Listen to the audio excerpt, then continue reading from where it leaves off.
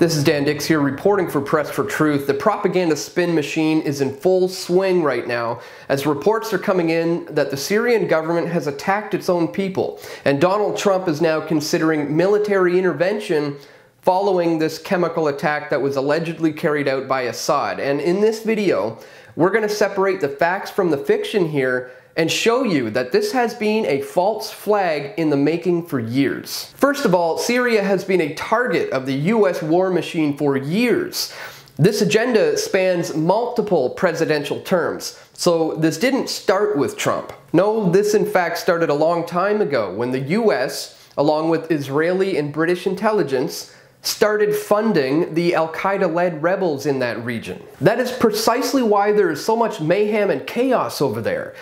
This is being engineered in order to provide the excuse for military intervention. We've covered this extensively in the past, and in fact I can prove that this agenda has been on the table for years, and it was really just a matter of time that this was going to happen, because over 4 years ago I exposed this on the Iranian state news channel Press TV. So today I'll leave you with this interview that I did over 4 years ago, which explains everything that's going on today, and you'll see that this is the same old agenda, and it's just a new leader now who's going to be posing as the humanitarian.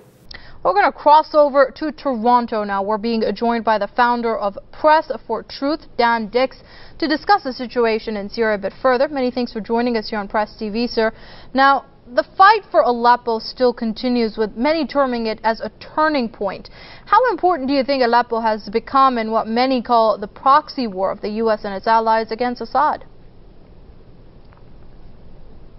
Well, knowing that Aleppo is the most densely populated city in Syria, it is the key to this current battle that is going on. If they manage to take over the city of Aleppo, that could potentially mean the beginning of the end, and that's why we hope to see the Syrian government continue to push back these Al-Qaeda-led rebels who, we have to remember, there's a large propaganda campaign going on here in the West to convince everyone that the violence and the bloodshed is coming at the hands of the Assad government. Meanwhile, we've known for decades now that the U.S., along with British and Israeli criminal elements within the intelligence networks, have been the ones funding, training, arming these Al-Qaeda rebels and creating the chaos and generating the mayhem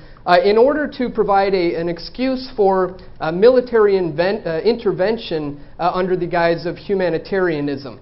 So I think Aleppo is absolutely important to continue to pay attention to, because what happens there could certainly trigger the rest of this ongoing situation there in Syria.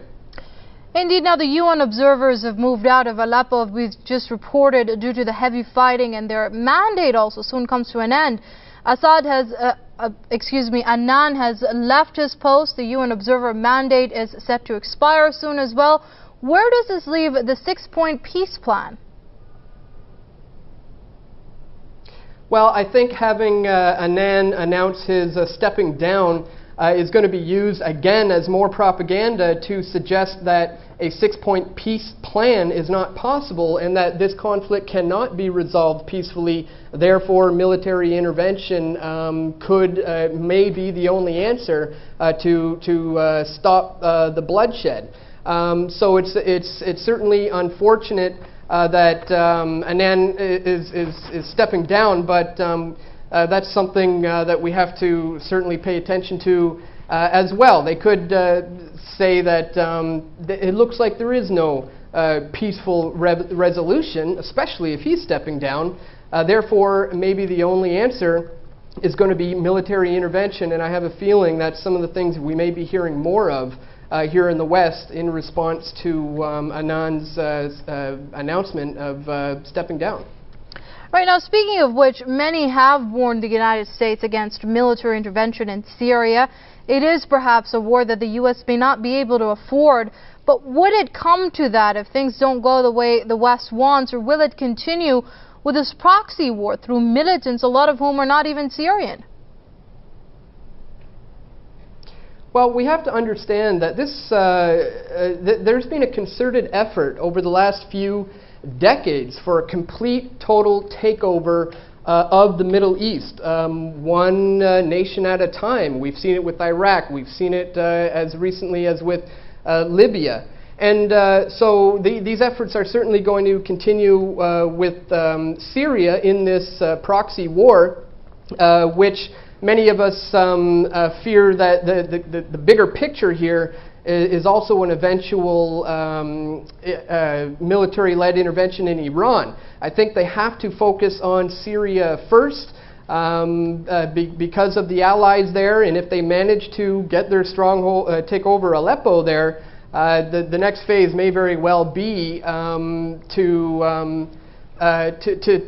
have an opportunity to infiltrate or take over Hezbollah, which would open up the door for an Iran invasion. So that's why it's incredibly important to continue to expose this propaganda for what it is, so that we can counter that and hopefully bring some awareness to some people here in the West that this is not going to be beneficial for the Syrian people. I mean, who made the United States and Israel and Turkey, Saudi Arabia, Britain, and others the global police here? If the Syrian people want to oust Assad, it should be completely up to them to do so, and not outside military forces who are imposing this on the Assad regime. Right, and very quickly, if you can, as far as the mainstream media goes, it has played its part with regard to the situation in Syria in building up this consent against the Assad government. How do you interpret it? I'm sorry? How do you interpret the role the mainstream media has played as far as the situation in Syria goes? Well, getting the people behind this idea of a need for military intervention is absolutely key to be able to go in there. And I think that's why we're seeing such a ramping up of the propaganda and the spin campaign over here in regards to the situation in Syria. There's so many conflicting reports. It's almost hard to keep track of everything that's going on. You mentioned earlier there was some intelligence officers who were captured, and as I understand it, some chemical weapons may have potentially been obtained by the Al-Qaeda rebels from Libya through Turkey, and we have to be careful of the scenario of a false flag type event, where if this propaganda campaign does not work, they may try to stage some sort of chemical attack, which would be blamed on the Assad government. Of course, this would be done by the Al-Qaeda rebels, to be blamed on Assad to provide the excuse, once again, to intervene militarily. So if this propaganda campaign does not hold up, we have to be very aware of the fact that they may take it to the extent of launching a false flag type scenario there in Syria. But once again, the most important thing we can do here in the West is try to counter this propaganda and let the people of the world know that it is indeed the Al-Qaeda, American, Israeli-funded rebels who are the ones responsible for this, the loss of civilians and the bloodshed going on there right now. All right, we're going to have to leave it there. That was the founder of Press for Truth, Dan Dix, joining us there from studios in Toronto. Many thanks indeed for your insight here on Press TV.